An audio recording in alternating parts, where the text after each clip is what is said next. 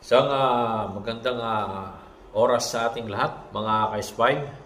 So, magbibigay lang po ako ng ideya o paliwanag sa kung saan kung halimbawa daw, merong isang insidente, halimbawa po, merong isang hold-upper.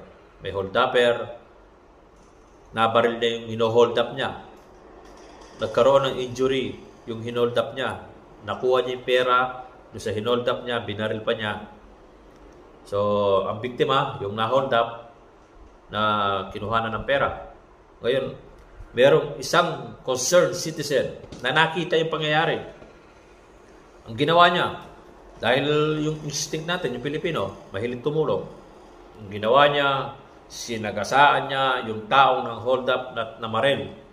Nung masagasaan niya, yung taong ng hold up, namatay. Kinamatay nung hold-upper yung pagkakasagasa sa kanya nung concerned citizen.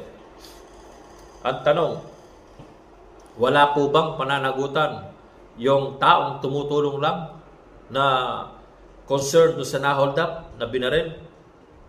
Wala po ba siyang pananagutan sa batas sa pagkakasagasa niya doon sa gumawa ng krimen?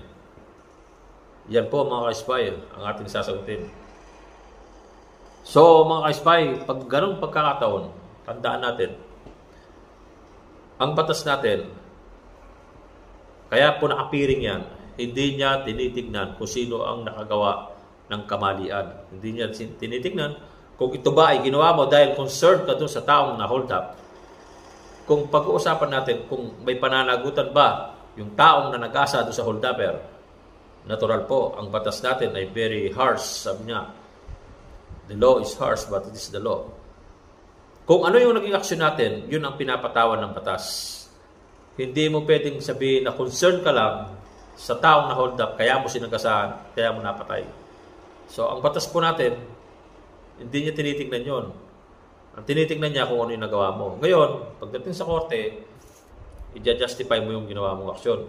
Yun ang idadahilan mo. Pero ang tinatanong, para masagot natin yung katanungan, may pananagutan ba o wala? Meron po. May pananagutan ka sa batas. Kahit na hold-upper yung sinagasaan mo at napatay mo, may pananagutan ka dyan. Maaari ka pang makasuhan ng reckless imprudence resulting to homicide. Ikaw na tumutulong, ikaw pa nakasuhan ng reckless imprudence resulting to homicide. Or ang masakit pa nun, pag napatunayan na sinadya mo yung pagsasagasa sa kanya, mas mabigat pa magiging kaparusahan mo. So sa ganung pagkakataon mga kaibigan, mga ka-spy, kung kayo po ay